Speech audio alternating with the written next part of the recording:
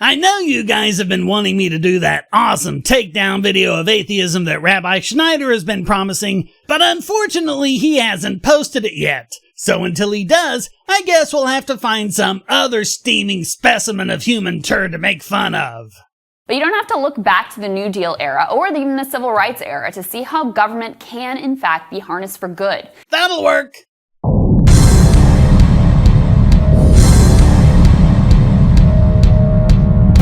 New York Times has a fantastic story out about the race for a vaccine and how incredibly involved the federal government has been in getting a few different candidates ready to go. You know what government did? It got out of the way. Ordinarily, it would have taken each of these manufacturers years and hundreds of billions of dollars to go through the FDA approval system. This system creates incredible delays of life-saving drugs which, according to multiple independent analyses, cost far more lives than the FDA can claim to have saved. But don't take my word for it. Listen to former FDA Commissioner Alexander Schmidt. Rarely, if ever, has Congress held a hearing to look into the failure of FDA to approve a new entity. But it has held hundreds of hearings alleging that the FDA has done something wrong by approving a drug. And their response to COVID has just proven for certain that nothing has changed. According to economics professor Alex Tabarrok, approving a bad drug has more severe consequences for the FDA than does failing to approve a good drug. In the former case, at least some victims are identifiable, and the New York Times writes stories about them and how they died because the FDA failed. In the latter case, when the FDA fails to approve a good drug, people die, but the bodies are buried in an invisible graveyard. And the added expense means that it's incredibly difficult, if not impossible, for new startups to form and give some competition to Big Pharma. What we've just seen with the COVID vaccine is proof that we never needed these ridiculous FDA restrictions. This warp speed you keep bleating on about would be the norm without all this government meddling. These restrictions have just been proven to be all about bureaucracy and paperwork, not about safety. With billions in government subsidies and massive efforts to clear every significant roadblock. Roadblocks that were put in place by government to begin with. Moderna's vaccine should be ready for initial distribution by the end of this year. That is an astonishing achievement of government. No, it's an astonishing embarrassment for government.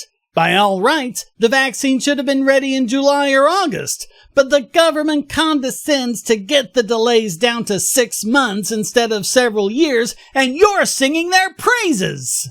And frankly, it's made even more remarkable by the fact that the Trump administration may be the most bungling and least competent in American history. Have to get in the dig at Trump, don't you?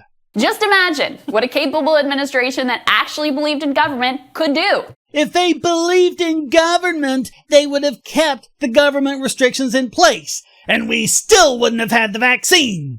It's also not all that unusual. Of the 210 different drugs that were approved between 2010 and 2016, every single one of them relied on publicly funded research. Which, again, was necessary since government put hundreds of millions of dollars worth of red tape in the way. Well, I would love to be able to just defer all thinking, decisions, and problem solving to some magical market force. But that's exactly what you are doing with government. You're just engaging in confession through projection to stop yourself from admitting it. Krystal, that magical market force is called people.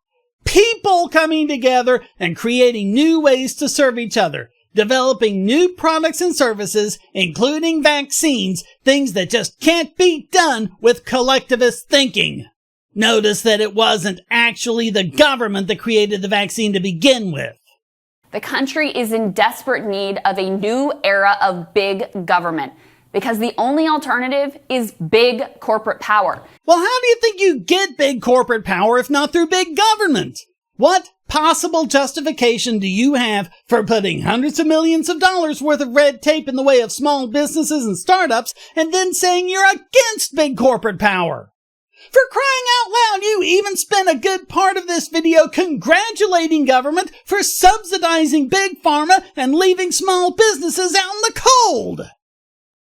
But to see those details of how they moved heaven and earth to get these vaccine candidates ready to go as quickly as they could was astonishing to see. Here's the event that shows her to be the tool she is.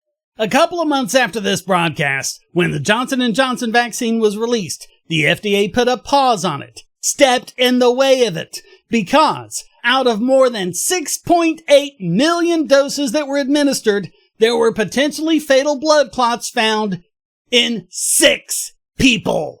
Just 6. Literally 1 in a million. And only 1 of them died. Not only that, but there was no causal link established. Just they got the vaccine, and then they got a blood clot sometime in the next 2 weeks. Out of that many people, you could probably expect someone to die from being struck by lightning. Does that mean the vaccine causes lightning strikes? I swear, I can't tell the difference between the FDA and the anti-vaxxers. And there's an entire party, the Republican Party, which largely believes in not using it to do anything and wants to undercut their ability to do stuff. Which Republican Party are you looking at? Because I've done several different analyses at various times over the history of this YouTube channel, and I keep seeing Republicans making government bigger, passing hundreds of thousands of words of new regulations every business day, increasing subsidies to crony businesses, and leaving us with more taxes, greater budgets, and astounding deficits. And yeah, the vaccine thing is amazing. I mean, it's we did this in so little time with breakthrough technology. And it would be the norm without your holy government getting in the way. Vaccine with large-scale human trials, unlimited amounts of funds in like 9 months? That's incredible. I mean, it's never happened before. You are aware that Jonas Salk developed his polio vaccine in 9 months, right? With no government funding? His funding came from the March of Dimes. How was he able to do it? Because this was in the early 50s, before the 1962 Kefauver-Harris amendments. That's good. This is a very good thing. Now, let's do it, but for everything. You mean, get the government out of the way in every industry the way they just did with the COVID vaccines? Hey, we agree! Oh, wait. You're giving government credit for it. Never mind. The last mile problem in rural broadband is one that nobody spends any time trying to work. That's because of state and local governments granting monopolies to cable companies and telcos. It's because of government action, which people like you don't even want to acknowledge.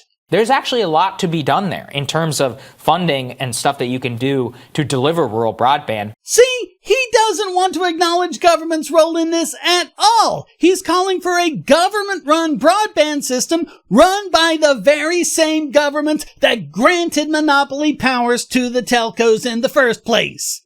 Great scam if you can get in on it. We did this in the New Deal era with something called the Rural Electrification Project. And the result is monopoly electric companies that charge us twice what it should cost to generate electricity in this country. With a good fleet of safe, clean, carbon-free nuclear power stations, we could provide electricity for the whole country for about 5 cents per kilowatt hour. But not only do you people not want to acknowledge your holy government's role in this, you praise its role while at the same time spreading fear-mongering lies about nuclear power, which result not only in no new nuclear stations being built, but nuclear stations with 40 years of life left being shut down prematurely. I think your point's exactly right, which is that the more the word gets out that the government, even under an administration that has been extraordinarily contemptful of government, a party that's been extraordinarily contemptful of government, can do this type of incredible work, what else might they be able to do? Exactly. Or maybe they'll just realize what stupid tools people like you are. Since most people can see that pretty much everything government did during the COVID crisis, from mask mandates to lockdowns, were colossal failures, and the one thing they can point to, the fast development of the vaccine, was done because government decided not to be obstructionist for once.